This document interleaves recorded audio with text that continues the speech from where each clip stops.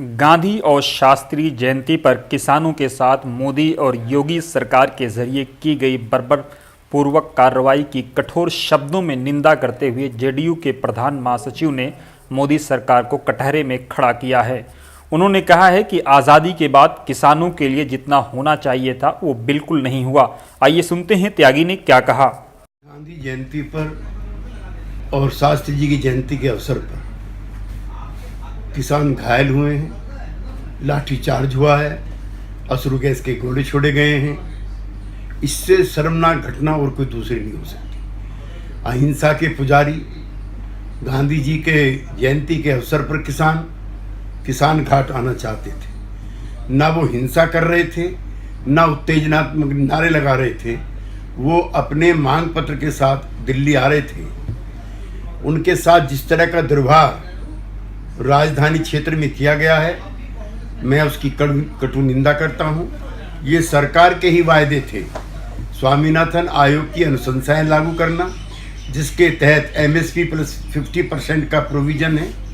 प्रधानमंत्री की घोषणा है कि जहां ओलावृष्टि हुई है, जहां पर सूखा हुआ है, जहां पर ज़्यादा बरसात हुई है, उन किसानों को मुआवजा मिलना चाहिए। उत्तर प्रदेश में, हरियाणा में, पंजाब में 2-2 रुपये के चेक लिए हुए किसान घूम रहे हैं। उनको ठीक से डिसास्टर मैनेजमेंट के बावजूद कोई पैसा उनको नहीं मिल पाया है। बीमा फसल योजना बीमा कंपनियों के मालिक के लिए ज़्यादा और किसानों के लिए कम है।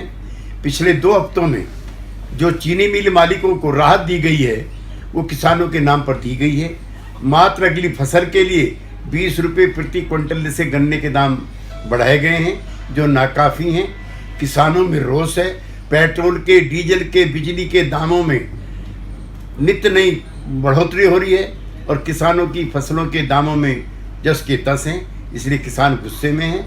हम प्रधानमंत्री से अपील करना चाहते हैं कि अब वक्त आ गया है। चुनाव का वक्त है और निर्णय का वक्त है। अब किसान आयोग का गठन किया जाना चाहिए। आपके पास अल्पसंख्यक आयोग है, आपके पास दलित आयोग है, आपके पास SC/ST कमीशन है, आपके पास बैकवर्ड कमीशन है। तो हम किसान कमीशन, किसान आयोग की मांग करते हैं, जिसके पास संवैधानिक अधिकार होने चाहिए और जिसकी रिकमेंडेशन सरकार के लिए मैंडेटरी होनी चाहिए।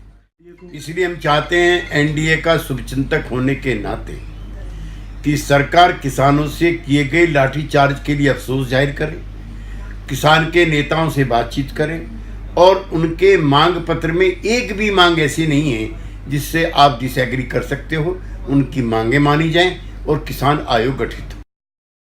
हर सरकार किसानों के नाम पर बड़े बड़े दावे वादे करती है, थोड़ा बहुत करती है, लेकिन जितना होना चाहिए था वो किसी भी सरकार ने नहीं किया। जिस किसानों के लिए किया गया है वो ना माइंड सेट जो है वो किसान समर्थक नहीं है। 10-12% के आसपास जीडीपी में अब इस समय कृषि का हिस्सा है।